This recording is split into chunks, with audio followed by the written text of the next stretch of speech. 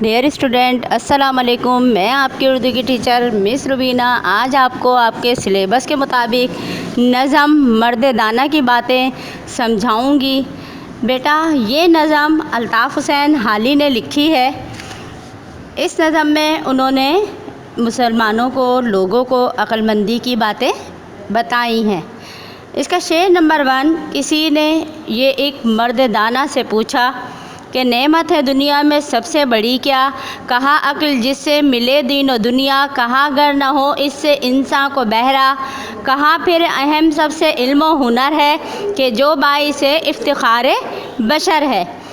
اس شعر میں شاعر نے عقل مندی کی باتیں بتائی ہیں اور کسی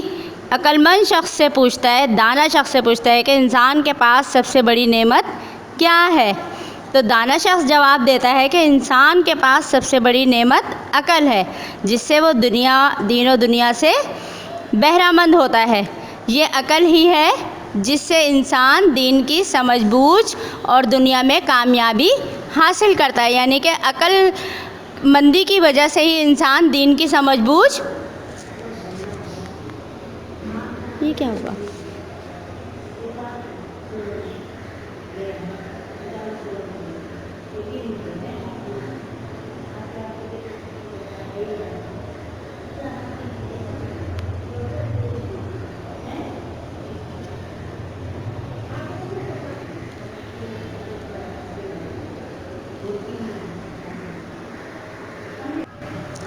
ڈیئر اسٹوڈنٹ السلام علیکم، میں آپ کی اردو کی ٹیچر مس روبینہ آج آپ کو آپ کے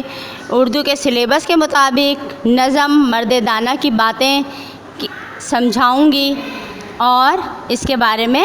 بتاؤں گی۔ یہ نظم الطاف حسین حالی نے لکھی ہے اور اس نظم میں الطاف حسین حالی نے چند عقل مندی کی باتیں بتائی ہیں۔ تو نظم کا شعر نمبر 1، کسی نے یہ ایک مرد دانا سے پوچھا کہ نعمت ہے دنیا میں سب سے بڑی کیا؟ کہا عقل جس سے ملے دین و دنیا، کہا گر نہ ہو اس سے انسان کو بہرا، کہا پھر اہم سب سے علم و ہنر ہے کہ جو باعث افتخار بشر ہے۔ اس شعر میں شاعر نے عقل مندی کی باتیں بتائی ہیں اور کہہ رہا ہے کہ کوئی شخص کسی عقل مند سے پوچھتا ہے کہ انسان کے پاس سب سے بڑی نعمت کیا ہے؟ تو دانا شخص جواب دیتا ہے کہ انسان کے پاس سب سے بڑی نعمت عقل ہے کہ جس سے وہ دین و دنیا کی سمجھ بوجھ رکھتا ہے اور دنیا میں کامیابی و کامرانی حاصل کرتا ہے۔ پہلا شخص پوچھتا ہے کہ اگر انسان کے پاس عقل جیسی نعمت نہیں ہو تو پھر اس کے لیے سب سے اہم چیز کیا ہے؟ دانا شخص جواب دیتا ہے پھر علم و ہنر کا ہونا ہی سب سے ضروری ہے، کیونکہ علم و ہنر کی بدولت انسان معاشرے میں عزت و مقام حاصل کر سکتا ہے۔ بند نمبر 2، کہا گر نہ ہو یہ بھی اس کو میسر، کہا مال و دولت ہے پھر سب سے بہتر، کہا در ہو یہ بھی اگر بند اس پر، کہا اس پہ بجلی کا گرنا ہے بہتر، وہ ننگے بشر تاکہ ذلت سے چھوٹے، خلائق سب اس کی نحوست سے چھوٹے۔ شاعر جو ہے اس شعر میں کہہ رہا ہے کہ عقل، علم و ہنر اور مال و دولت کا ہونا کسی بھی انسان کی زندگی کو آسان اور کامیاب بنا دیتا ہے۔ اگر کسی شخص کے پاس علم و ہنر جیسی دولت نہیں ہے تو پھر ایسے شخص کے لیے روپے پیسے کی اہمیت بہت زیادہ ہو جاتی ہے، مگر ان تمام چیزوں سے محرومی انسان کو ناکامی سے آشنا کرتے ہوئے ذلت کی گہرائیوں میں گم کر دیتی ہے، اور ایسے شخص کی ناکامی نحوست کی صورت میں اپنے ارد گرد بسنے والوں کو بھی اپنے لپیٹ میں لے لیتی ہے۔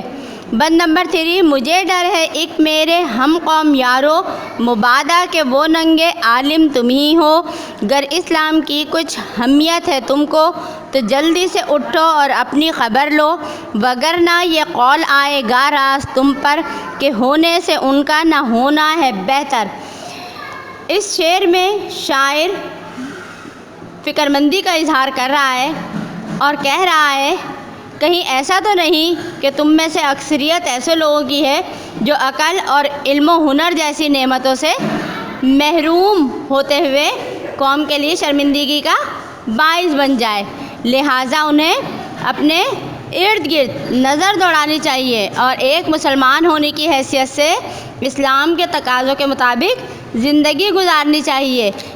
کیونکہ ہمارا مذہب عقل و دانش اور علم کے حصول کے ساتھ ساتھ محنت کا درس بھی دیتا ہے۔ اور یہاں پہ شاعر مسلمانوں کو یہی سمجھانے کی کوشش کر رہے ہیں کہ اگر ہم مذہب کے تقاضوں کو پورا نہیں کر سکتے تو ہماری زندگی بالکل بے معنی ہے، بیکار ہے۔ بند نمبر 4، رہو گے یوں ہی فارغ البال کب تک، نہ بدلو گے یہ چال اور ڈھال کب تک، رہے گی نئی پود پامال کب تک، نہ چھوڑو گے تم بھیڑیا چال کب تک، بس اگلے فسانے فراموش کر دو،